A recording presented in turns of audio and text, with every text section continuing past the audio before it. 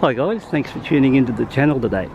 I'd just like to talk about how happy I am with my 2019 model XR190 bike.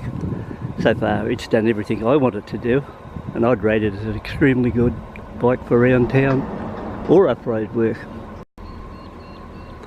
Here's a quick clip of me running the bike around for the around town riding, and it handles us quite well. Adequate power, acceleration's good. So overall, a nice little bike for around town work.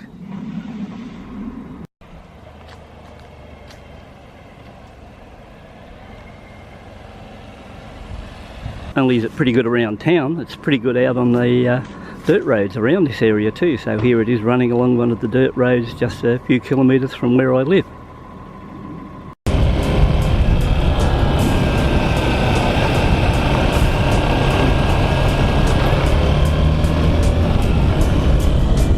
But the gear changes on these bikes really nice, short, precise.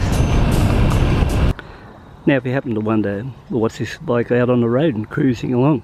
Here you'll see a video clip of me cruising at 80 and occasionally 90 kilometres an hour. And this was only done a week or so ago back, so it'll show you how well the bike runs.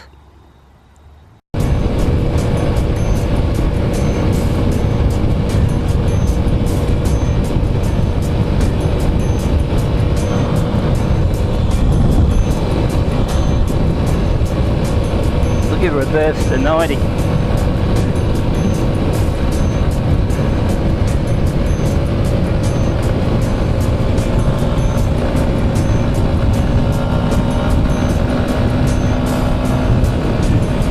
there you are, sitting on 90.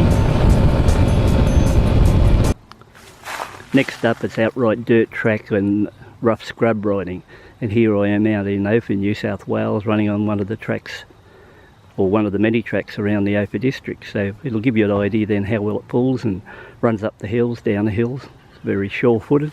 Overall, if you're interested in a bike like this, it's a great little bike and I can highly recommend it.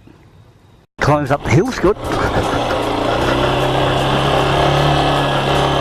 No effort at all. Straight up.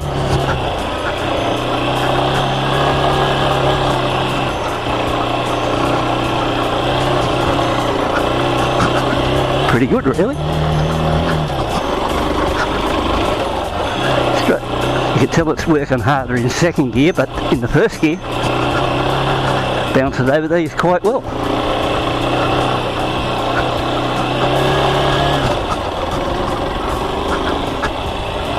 Good. But we look up to get to the most important thing. We're looking at how well this bike's gone during the time I've had it in fuel economy. So I only filled the tank on the bike going back about, I don't know, an hour or so ago. Prior to that I'd put no petrol in it apart from the full tank when I originally purchased it. Since then I've travelled 406 kilometres.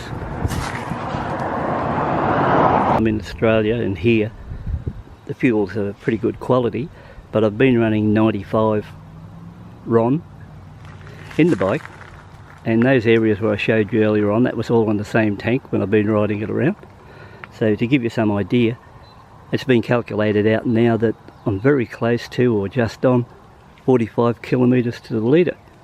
In 406 kilometres I'd only had to put in at the Bowser 9.1 litres of gas. Now if you look back to achieve that result, I haven't really flogged the bike or anything like that, and I've taken it easy and I'm still naturally running it in. But the thing is, when I've been out along the road, I've been cruising at 80-90 kilometres an hour. I have been in the rough stuff, I've been along dirt roads, and I've put in a few kilometres around town riding. So I've covered it in all four areas. So the results from that run has turned out to be really good. It surprised me.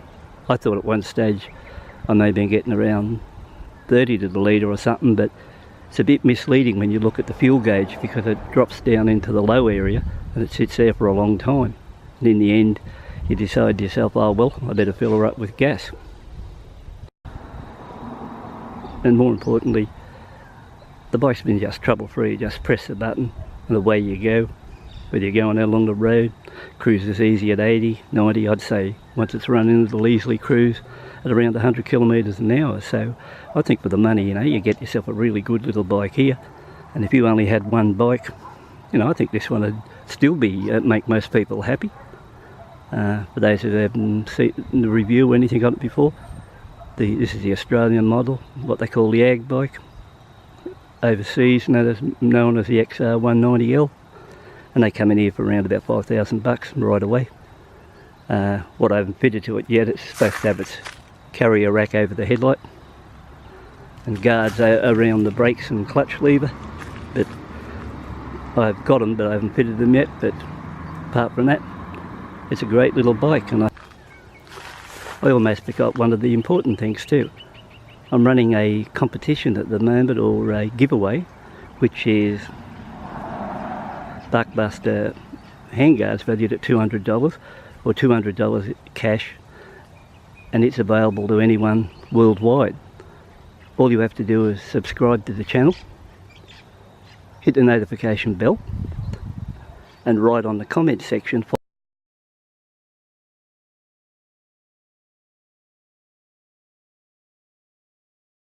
So to sum up, overall this is a great little bike.